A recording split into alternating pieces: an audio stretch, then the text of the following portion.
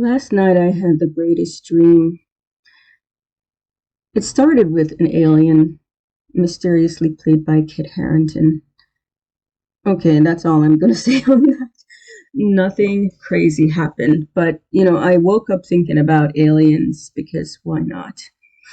Why not? It's great when you can remember your dreams. I can never remember any of my dreams, and this is one of the few dreams that I remember to some extent. Crazy. But okay, so here goes. Science fiction stories often explore the relationship between humans and aliens. So we find extraterrestrial creatures endowed with relatable human features, according to Charlie Henley, a VFX supervisor who worked on Ridley Scott's Alien series. A lot of Scott's designs are tied with the human anatomy, and I think that is the common theme. We put a lot of humans into the aliens. In our stories, we naturally anthropomorphize these creatures, so they end up looking, acting, and feeling just like us.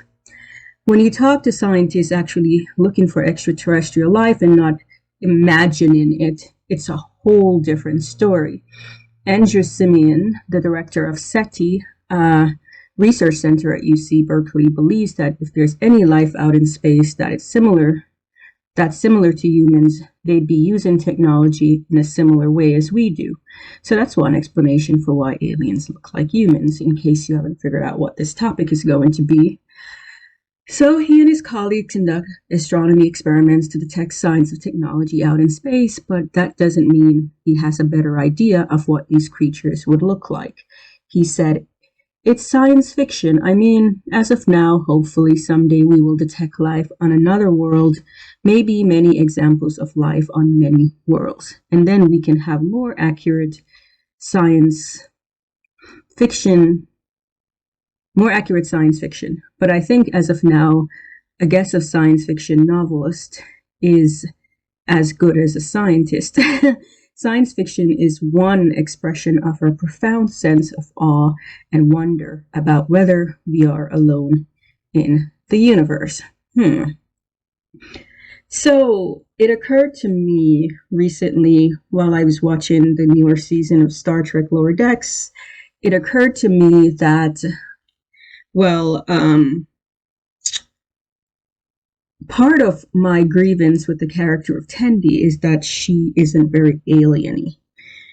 This is a common trope of Star Trek, obviously, where the aliens are just humans with crinkly nose or green skin, and with the exception of those features, there is not any real distinction between them and us. So, but, and of course, we know what the explanation for all of that is, basically budgetary, and the fact that none of us, unless there's something you want to tell me, knows what an actual alien looks like. And using our imagination, we can only work with what we have. What we have is plain old you and me. And we're working with that on top of budgetary restraints. So,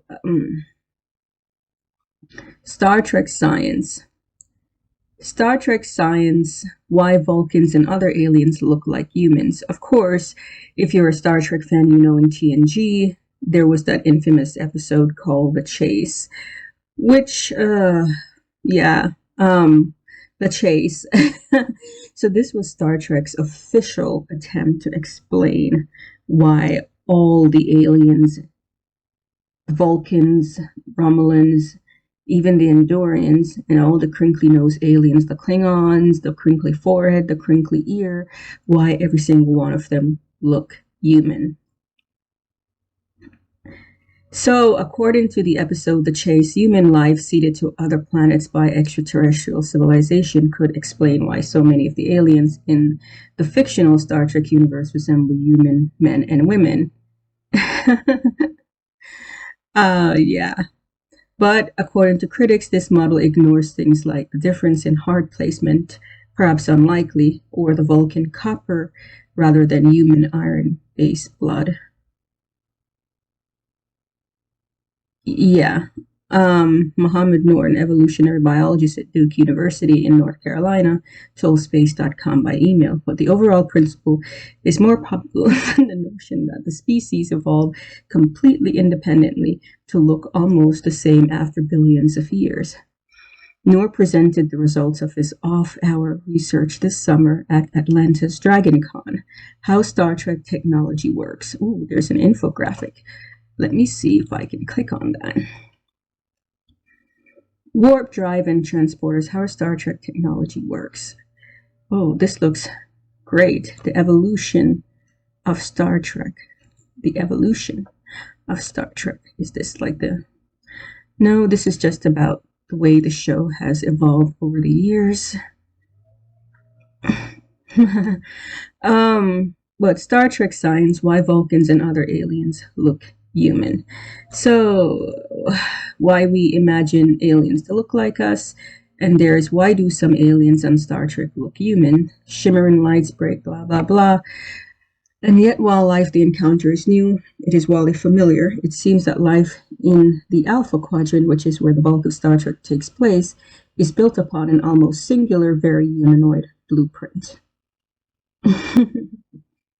There have been a handful of strange life forms, like the Horta, a silicon-based alien which feeds on rocks, or the crystalline entity with its unmatched beauty and insatiable hunger come to mind. But by and large, the life encountered by the various crews of Star Trek canon look as though they might hail from an alternate Earth on which evolution took a minor turn. So green skin instead of blue, instead of the typical human range in skin color. The dog wearing a horn. Oh, Sulu. But what is this about? Okay, so as you can see from that file right there, that was a list of articles attempting to analyze the very human looking aliens that exist in science fiction and more specifically Star Trek. First, let me say I'm not really bothered by the very human looking aliens, but I as someone who basically prefers my aliens to be aliens, I do find it fascinating that aliens tend to be very human in Star Trek. I know they had the panspermia explanation in the TNG episode The Chase, where you had Picard going on a random chase to uncover an ancient artifact that turns out to have been left behind by a long dead ancient humanoid race that was supposedly the progenitors of all humanoids in the Alpha Quadrant, or at least the galaxy. And this explains why humans and aliens are indistinguishable. Personally, I think that it's more the portrayals of these aliens that bother me, as opposed to their very human looking appearance. For one, the aliens are very monocultural in Star Trek. So if you've ever seen Star Trek, you know all the Klingons believe in the same thing, which is bonkers because, you know, all the Klingons believe in the same afterlife, all the Ferengi. Often Star Trek aliens can represent concepts. In the case of the Ferengi, they represent extreme capitalism. But, you know, the monocultural beliefs is more problematic to me than the fact that they are humanoid looking, which, again, you know, you can take the very bonkers explanation of panspermia and do whatever you want with that. But the fact that all the Klingons believe in the same afterlife is bonkers. Although, weirdly enough, with the exception of maybe the Romulans, I think the Klingon has the most diverse portrayals, because we've seen very brown Klingon, we've seen very pale Klingons, gray Klingons. So they have the most diverse, at least phenotypically diverse portrayal. The Romulans also, you know, there are some Romulans with prominent brow ridges, for example, versus ones that just look indistinguishable from their Vulcan cousins. And but the monocultural thing is very problematic because even on Earth, we have thousands of different beliefs in terms of the afterlife and cultures. So why would these aliens all believe in the same thing? Because they're all from the same planet. Yeah, that. But really what spawned this video was one of the real things I have a problem with is not so much the evolutionary aspect of humanoid aliens or why they look like, humans from Earth. There's the real world explanation of, well, we've never really seen real aliens, so we can't cast accurately. But the main thing that bothers me is the portrayal, the fact that even though they look humans, it doesn't mean we have to treat them as humans. And I feel as if that to me is where a lack of imagination comes in. I'm being very wary of this because I know it can go completely out of control. But here goes. I feel as if in an attempt to represent diversity, whether with aliens or even with people, like real human people from Earth in Star Trek, there tends to be a practice of making them very human or very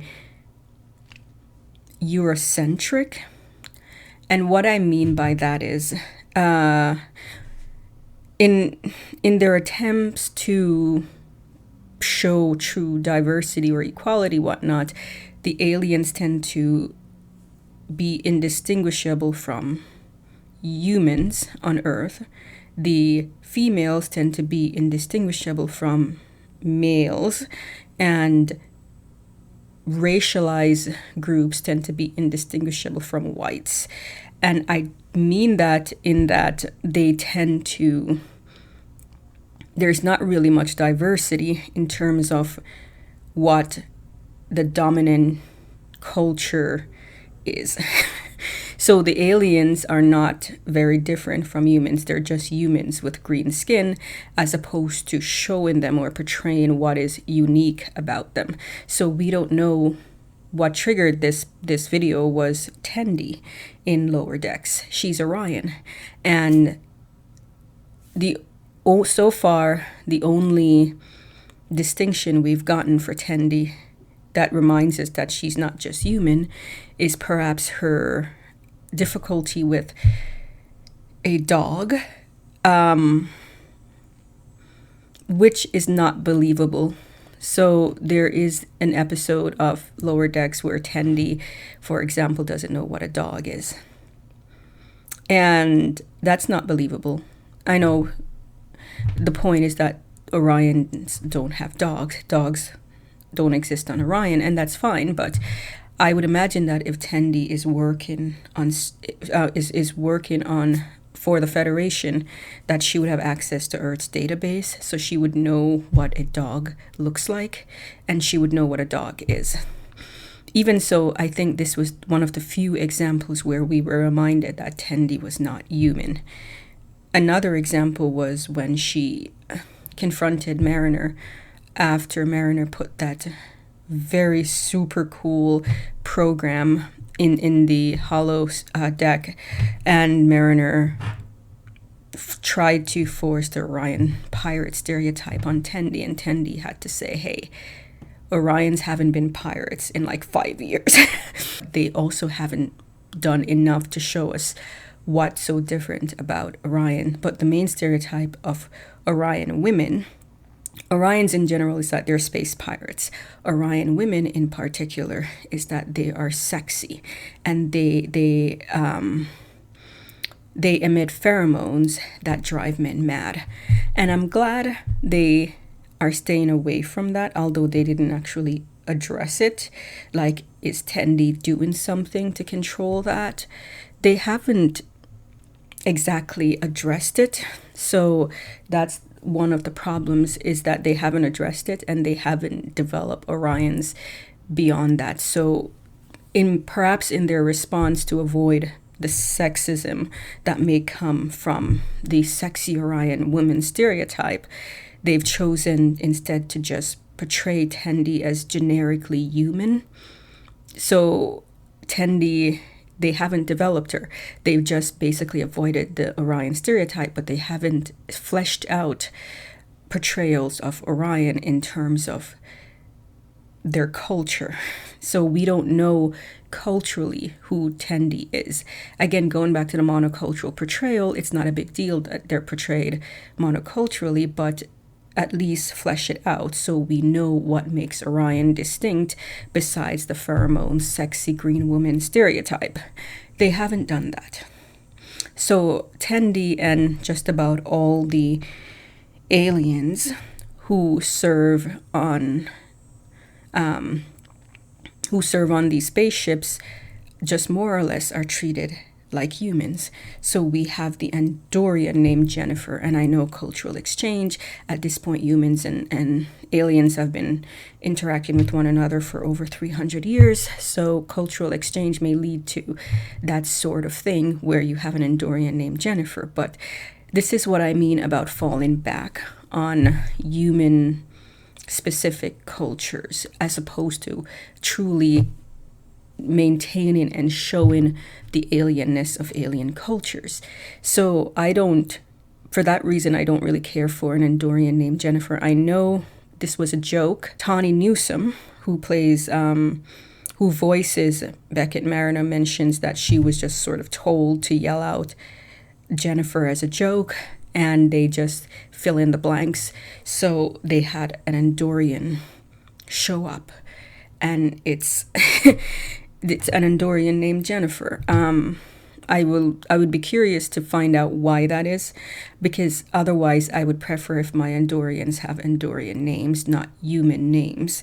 And this is a common practice in not just Lower Decks, but in Star Trek in general. And we see, for example, in Discovery, where the main protagonist of Michael Burnham is named Michael Burnham. Michael is a male name, and they defended it by saying they just wanted to subvert expectations. But at the same time, I have a problem with this approach to diversity, because you are in essence maintaining male supremacy while insisting that you are subverting it. Ultimately, my question is usually, what is wrong with a female name? Why do you feel that you have to give Burnham a male first name in order to push your agenda of equality among the sexes? You know what I mean? Burnham would have been perfectly fine if she was called Michaela. So why Michael? Are you suggesting that Michael is, because male supremacy exists, calling a female a male name is somehow revolutionary? And so by doing that, you are subverting expectations of gender. You can subvert gender expectations and stereotype by continuing to, but by keeping by giving the character a female name. Giving her a female name doesn't change or ruin your subversion of expectation. It doesn't. So really, that doesn't work for me. But we see a lot of this. We see females with male names, almost never the other way around. We see aliens with human names, but never the other way around. We see racialized groups in Star Trek with very European names, but never the other way around. Or we rarely see a non-European name. So if you take, for example, Samantha and Rutherford from Lower Decks, Samantha and Rutherford Sam Rutherford is a very European name. The actor Eugene Cordero is Filipino-American. And I know Eugene Cordero is technically a European name as well. Many Filipino people do have European names, chiefly last names, because they were colonized by Spain at one point. So, but what I mean is, this was a chance. There would have been nothing wrong with. There are also Tagalog names, and that they could have used for the character. And we see the same thing with a lot of these racialized characters on the shows where they're just given European names, and this is supposed to be revolutionary.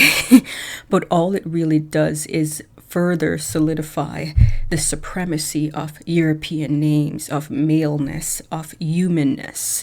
It doesn't really subvert these things, because ultimately you're saying in order for these groups to be on the same playing level, they need to some way represent maleness and whiteness and humanness. Why can't they be on the same level representing who they are? Why can't a woman be on the same level with her very female name? Why can't an alien be on the same level with their very alien name? Why can't a racialized person be on the same level with their ethnic names? You know, the universe is dominated by very European names. Maybe it's time for us to see some Chens and some Apokus and some very non-European names. You're not really impressing me, to quote Shania Twain, that don't impress me much, by giving a non-white person a European name. Give them an ethnic name. You know, give the alien an alien name. Give the female a female name. The only thing you really have to do is treat them the same as the white human males.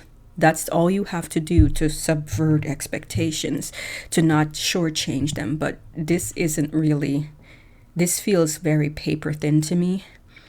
And that's all I'm saying about this. So, you know, I'm not a fan of the Andorian name Jennifer. I'm not a fan of the racialized human with the European names. I'm not a fan of the females with the male names.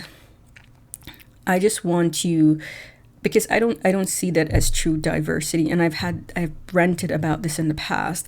I think true diversity is when you elevate others instead of assimilating them. And really that's what it comes down to. You're assimilating these groups into a group that is deemed to be the norm. White males, white human males. And basically, for me, I would rather you keep these groups, you give them their shine for who they are, as opposed to assimilating them. Let them have their ethnic names. Let them have their alien names. Tell us what's different about these aliens, as you know, as opposed to just treating them like humans, as opposed to just giving them human names. It feels lazy. It feels like you don't. There's a challenge of imagination there, where you don't know how to make an alien. Is it that hard to develop Orion culture? Yes, thank goodness you're not using the sexy Orion green lady stereotype. But what else is there to the Orions? You're not showing us what else is there to them. Instead, you're just kind of treating them as humans, or as you would call it, normal. And that's a problem. Why is human normal? Why is human the default? Show us what's different about them. Show us their alienness. Dr. Phlox on Enterprise, one of the reasons he works very well is because he's very alien. And we see that in his everything from his mating rituals to his understanding of things, to his culinary habits. His appearance, we understand he's alien. We see him do things that are alien to us as humans that we just don't understand. And that is why he's so great. So the Vulcans, to some extent as well, you know, show us their alienness. Don't shortchange that because you don't know, because it's easier to just treat them as humans. Show us, what they won't do because of their heritage, or what they can do because of their heritage. Show us all of that. Show us things they don't understand about us. Show us things we don't understand about them. Don't just treat them like, and when in the first season 1, episode 1, when Tendi goes, "Oh, I got to hold a heart," and she's excited, I found myself thinking, do humans and Orions have the same heart? Like, does it look different to, like, what does an Orion heart look like? Is it the same as a human heart? And would she, as an Orion, not look at that and go, "Oh, the structures are different from our hearts"? I don't know, maybe Orions have box-shaped hearts, for example. Like, that would have been an example to show her alienness, that she's like, that's what your heart looks like? Our heart looks different. But we don't get any of that alienness from her. We just get someone who is indistinguishable from humans despite being born and raised on Orion. And I am curious to know why an Endorian has a human name. Yeah, I get the joke. Jennifer, why Jennifer? But I'm curious to know why an Endorian has a human name and why a Trill has a human last name, Barnes. These are things that I care about because there's a curiosity factor. But, that's just my rant on humanoid aliens in Star Trek and racialized groups being basically assimilated into white humanness, white maleness. And let me know what your thoughts are on portraying alien cultures in Star Trek, whether it's portraying them monoculturally or portraying them very much in line with human cultures where they're indistinguishable, or whether you agree with me, you better do, that they should be treated as aliens, and their alienness should not be suppressed or ignored. It should be, if anything, celebrated. In the meantime, subscribe, folks.